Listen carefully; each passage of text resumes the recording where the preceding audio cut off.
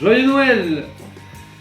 Aujourd'hui, bon, le temps qui se taise, on va voir une petite vitamine à la vôtre et bonne fête encore.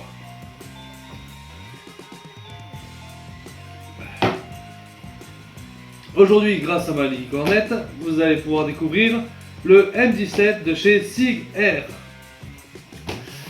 Alors, qu'est-ce que c'est Sig Air? C'est tout simplement une filiale de Sig Sauer qui est sous licence, s'appelle Sig Air. Alors là, c'est le M17 Pro Force, donc celui qui est en pseudo-développement pour entraîner l'armée américaine. Donc la boîte, une boîte classique, sobre, très belle, avec à l'arrière les explicatifs de la réplique en anglais et en français. Rien de plus simple. Ici, nous avons un deuxième chargeur. Qu'est-ce qui change sur la réplique? On peut l'avoir en noir ou en tan, comme là. Là, il est en tan. Et on peut l'avoir en CO2 ou en chargeur gaz. Qu'est-ce qui change? C'est juste les chargeurs. Au niveau des chargeurs, vous aurez soit un chargeur à gaz, soit un chargeur à CO2. Au niveau de la réplique, ça ne changera strictement rien. Voilà. Passons à l'intérieur. Nous avons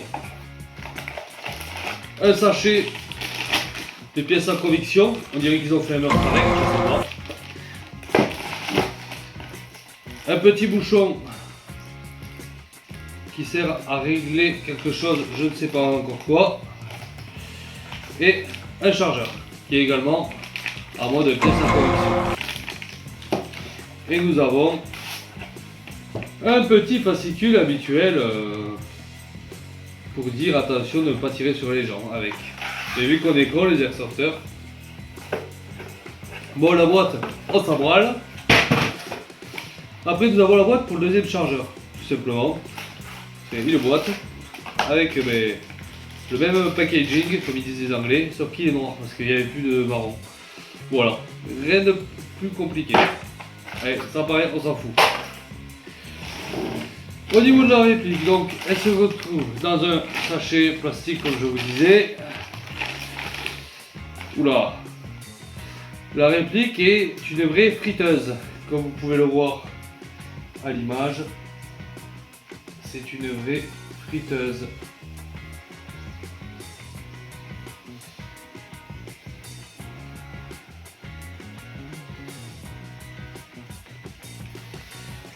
Voilà.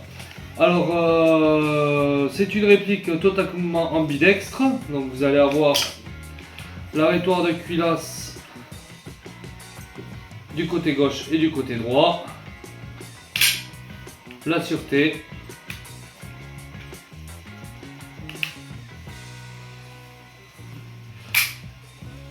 Après, nous allons avoir le bouton d'éjection de chargeur que l'on peut changer. Au niveau des organes de visée, nous avons un organe de visée fixe avec tout simplement deux points blancs, un point blanc. Au niveau des marquages, nous avons un marquage 9x19 au niveau de la culasse, un marquage numéro de série au niveau de la carcasse, un marquage US au niveau de la carcasse. Au niveau de la poignée pistolet, nous allons Sig Sauer marqué. Pareil de l'autre côté. Et de l'autre côté sur la culasse, nous allons avoir gravé Sig Sauer M17. Voilà les seuls marquages que nous retrouverons. Ah non, je dis une connerie. Dessous, au niveau du rail Picatinny, nous trouverons calibre 6 mm, que je vous montrerai à la petite caméra après, et ainsi que Not a Toy Museum, un truc dans l'anglais quoi, et Made in Taiwan quoi. Bien sûr, il y a un petit autocollant qui lui va dégager dès que j'aurai fini de faire la petite présentation. Ici, nous avons une petite platine que l'on peut retirer pour venir placer un RMR. C'est une réplique qui est quand même assez bien finie, il n'y a pas de... Franchement elle est très belle, très très belle. Il n'y a pas de points vraiment dégueulasses dessus comme il peut y avoir. Il y a toujours bien sûr les traces d'injection habituelles tout le long, mais ça c'est normal. Sinon ça reste une réplique assez sympathique. A savoir que c'est une réplique qui existe vraiment, c'est pas une réplique comme le M10, le AP01 qui lui est une réplique qui n'existe pas. Cette réplique est une réplique d'arme qui existe, qui doit remplacer ou qui a remplacé l'armée américaine. À l'heure actuelle, je ne saurais pas vous dire si ça a été fait ou pas encore. Et voilà. Donc au niveau des chargeurs, parce qu'on parle, mais ça avance pas. Au niveau des chargeurs, nous avons des chargeurs de 21 coups, chargeur gaz qu'on vient recharger ici, valve classique, tout simplement, on vient tirer. Pour les recharger par ici, et voilà. Au niveau du marquage, nous avons le petit marquage SIG sur le cul, et nous avons du grip sur les côtés des chargeurs. Hop. De chaque côté. Ce qui en fait un truc agréable lorsque l'on veut insérer le chargeur ou qu'on l'a dans son porte-chargeur, tout simplement, vu qu'on le positionne comme ceci pour le ressortir, c'est vachement plus agréable.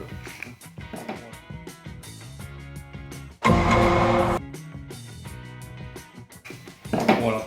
Au niveau du montage, tout simplement, on vient bloquer la culasse, on baisse ce levier. Hop, une fois qu'on l'a baissé, on ramène la culasse, l'ensemble qui sort, et après on démonte. Pour démonter, comme tout PA, hop, on enlève le ressort récupérateur, le canon externe et le canon interne normalement. Après je ne l'ai pas, c'est mon premier démontage. J'ai jamais vu autant d'huile, c'est n'importe quoi. Ça va pas rouiller. J'ai jamais vu autant de quantité d'huile. À croire que les mecs les ont trempés dans une friteuse. Donc on a eu une coupure car madame a toussé, donc comme je disais c'est une vraie friteuse. Et en démontant en fait j'ai trouvé le fonctionnement de ce bouchon. Un truc qui est vraiment pas mal, qui va changer la vie à beaucoup d'airsofters. C'est que vous n'aurez plus à tout démonter pour régler votre putain de bloc pop-up. Vous aurez votre réplique, bon là je la remonte pour vous montrer, ça sera beaucoup plus simple.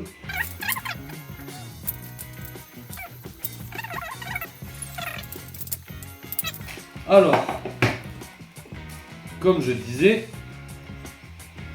si j'y arrive, parce que j'ai les mains toutes grasses grâce à leur putain d'huile qu'ils ont foutu partout. Ah putain de merde, ça me casse les couilles. Putain de japonais, ils savent faire des répliques, mais ils sont pas foutus de pas foutre 3 tonnes d'huile. Ah, voilà. Donc, vous avez un petit trou. Et ici, vous avez une petite encoche. Donc, vous devez prendre le trou, vous devez reculer. Donc, vous devez régler votre trou, votre encoche et vous réglez votre pop plutôt qu'à chaque fois devoir démonter votre culasse, régler, remonter votre culasse. Le gain de temps est monstrueux.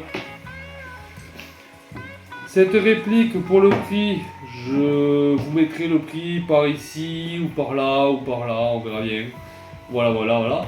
Elle a été prise sur OPS Store, si je me trompe pas. C'était au mois de novembre, moi je l'ai eu pour Noël. Et voilà, et ouais, Black Friday, on est pas con, vous croyez quoi les gars? Je suis aussi pauvre que vous. Et voilà, et par contre pour les chargeurs TAN, c'est super compliqué à voir parce que ma copine, quand elle me l'a commandé par exemple, elle n'a pas réussi à en commander. Et du coup elle était obligée de me prendre un chargeur. Après en soi, ça fait pas moche du tout même, ça fait même plutôt sympa. Moi j'aime bien en tout cas, après c'est au goût de chacun. Je lui ai même fait la blague que j'avais commandé un deuxième M17 pour changer la frame et passer moitié en biton, en noir et tan. Je pense que ça pourrait être sympa. S'il y en a qui l'ont déjà fait, n'hésitez pas à m'envoyer des photos sur TikTok ou sur Facebook ou Insta. Voilà, que je serais curieux de voir ça. Ouais, voilà pour la réplique. Je vais passer au test chronie qui seront en 0,30 avec le joule creep. Et voilà. Allez. Test 0,30 gaz Swiss Arm 130 PSI non siliconé.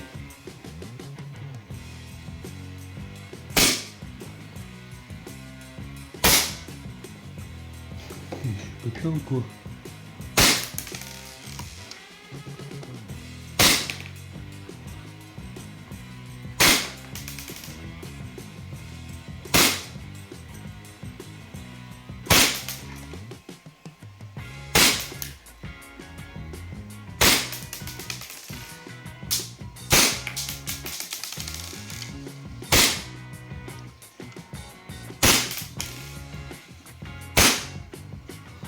C'est bon.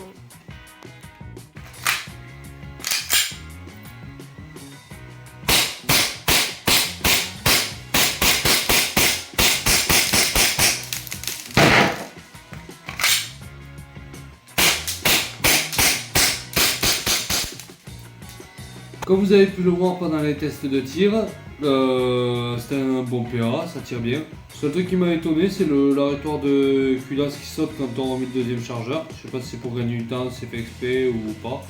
J'ai pas fait d'autres tests significatifs. J'en ferai plus en détail quand je jouerai avec, bien sûr, normal. Cependant, il tape un peu fort. J'ai testé avec, comme je vous ai dit, avec le 130 PSI. Sachant que chez moi, il fait 19-20. Oui, je chauffe pas à 19 degrés comme ils disent, j'ai rien à branler. Voilà. Et donc, du coup, je trouve qu'il tape un peu fort quand même. Donc, peut-être passer au 110 PSI, je le conseille. Après, moi, je joue à la 0.30, donc c'est pour ça aussi qu'il tape fort. Je joue quasiment toutes mes répliques à la 0.30. Donc, ou alors taper avec des plus grands matchs vachement plus petits, mais ça m'emmerde un peu. Voilà pour cette review, voilà ce que j'en pense, c'est un très très bon PA. Je vous conseille à tous, franchement super ergonomique. Ceux qui ont des grandes mains c'est parfait, ceux qui ont des petites mains ça ira aussi je pense. Parce que moi j'ai eu des mains intermédiaires on va dire. Et franchement je suis quand même assez agréable. Franchement ça va, c'est pas désagréable. Il y a un bon grip, c'est un beau PA en plus. Content du cadeau de Noël de madame. Merci madame. Et voilà. Et sur ce, ben, je vous souhaite de bons retours sur vos terrains en début d'année, en espérant en croiser certains d'entre vous. Et je vous dis à bientôt. N'hésitez pas à vous abonner, à lâcher un pouce et à mettre un commentaire pour me dire ce que je dois améliorer. Parce qu'il y a toujours des trucs à améliorer. Et à bientôt. Salut!